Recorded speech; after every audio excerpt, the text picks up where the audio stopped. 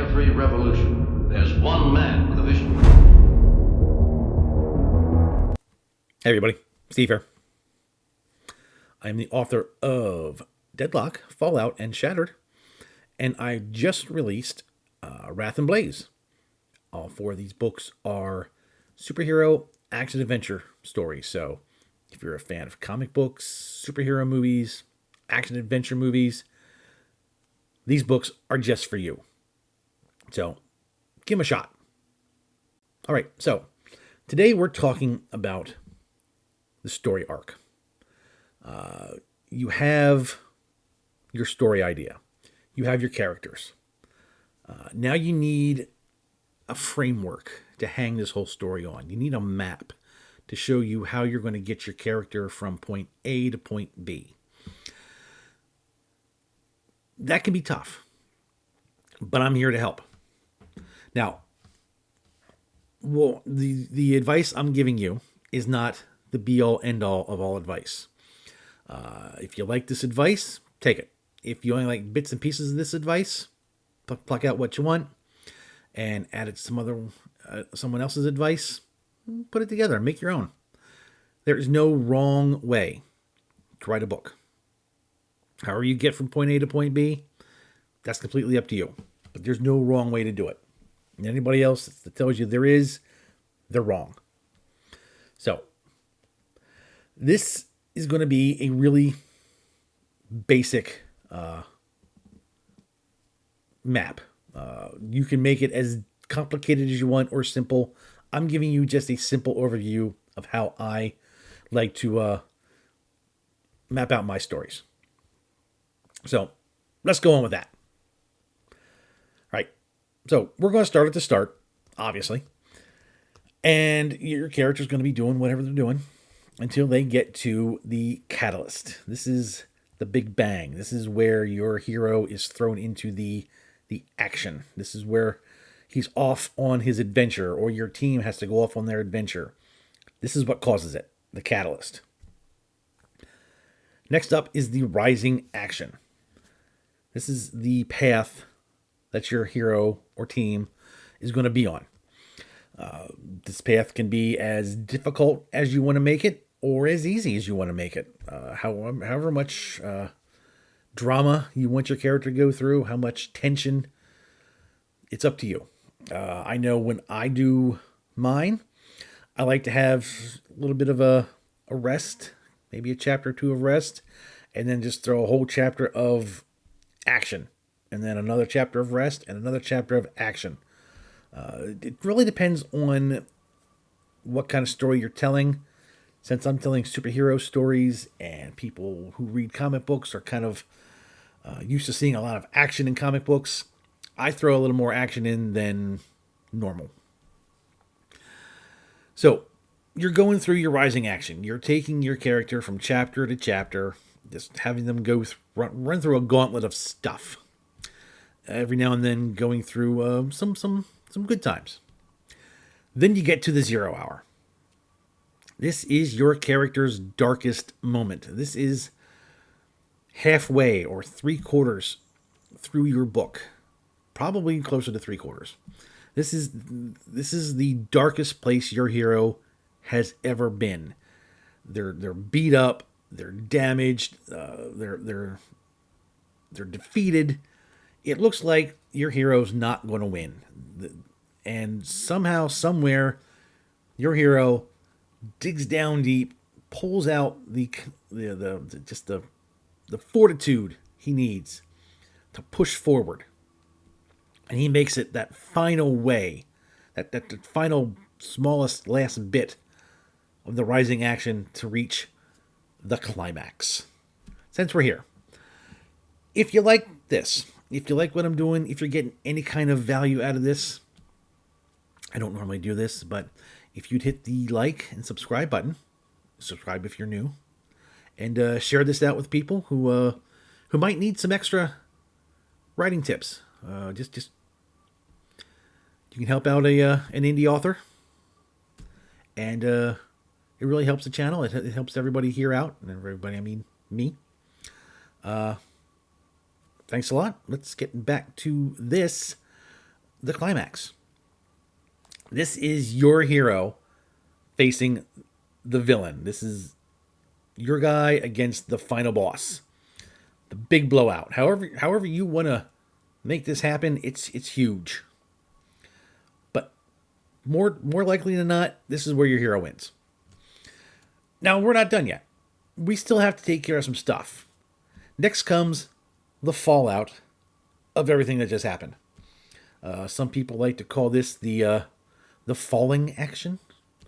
I like to call it the fallout because you just beat the big bad. What's going to happen now?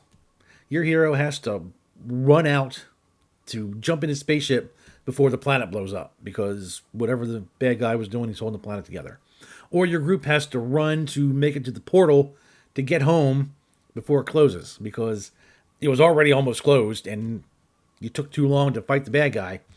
And you gotta do something. I like to add a little more action on this downside, just to keep the readers involved, just to give them a little more something to get them to the end. Now, you could have nothing happen. I mean, you could beat the bad guy, and all of a sudden, the clouds part, the sun comes out, birds are tweeting, butterflies start fluttering around, and your heroes just skip off into the sunset. Hooray! However you want this fallout to look, it's completely up to you. And then we come to the ending. Your heroes have made it home. They're sitting down and relaxing finally. They got something to eat. They had a chance to use the bathroom because villains' lairs don't have bathrooms that I know of. This is where you're going to take stock in what just happened. You're going to see how your hero started at the beginning and how they changed at the end. And then you're either going to end your book. This is where the story ends. Or if you're writing a series, you can set up a something to tease the next book if you want. However you want to end it, it's up to you. My story arcs, like I said, are pretty basic. I'm not trying to write the next War and Peace. And the arcs I've taken my characters through are pretty cool. Eddie, the main character for my EVOREALM series, he starts out in the first book down on his luck, to the point where he just wants to cancel himself. And at the end of the first book, he has a new lust for life. And at the end of the series, he has traveled quite a ways. I think he started from down and out to willing to sacrifice himself for the universe. Another character that completely surprised me with their character arc is the character of Blair. She starts out the first book as a mousy little secretary. She's the girlfriend of Eddie's brother Lester. And at the end of Shattered, she is, let's just say her character arc is huge. Now, it was kind of by surprise the way it happened. It happened very organically.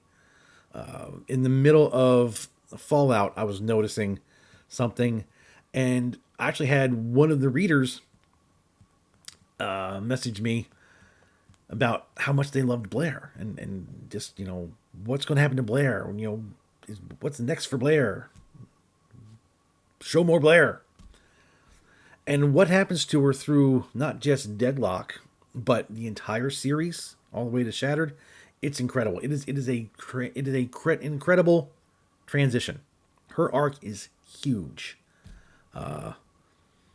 Eddie's still the main character, but Blair's, she's right up there. If Eddie's 1A, she's 1B right now in the whole EVOREALM series. So, if you like this, like I said, there's going to be a link down in the description that you can get a copy.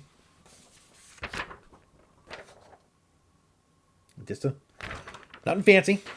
You can write on. You can download it and then you can write on it however you want. If you want to take a rewind and take a screenshot of the map we used, by all means.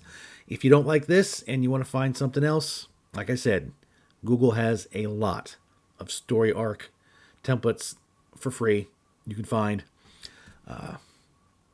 Yeah, it's free. Mine's free. Use it however you need to. But I want to thank you guys. Leave a comment down below about your stories. How it might go. Do you guys throw a lot of action in your rising action? Do you just, once you hit the climax, do you just level off, or do you add more action? I'd like to know how you guys do it. And anybody else reading the comments, they can get some ideas. They can get some inspiration from everybody else. We're all here to help everybody, and this is a great community. This is a great indie writing community that we're all a part of, and let's just keep it growing.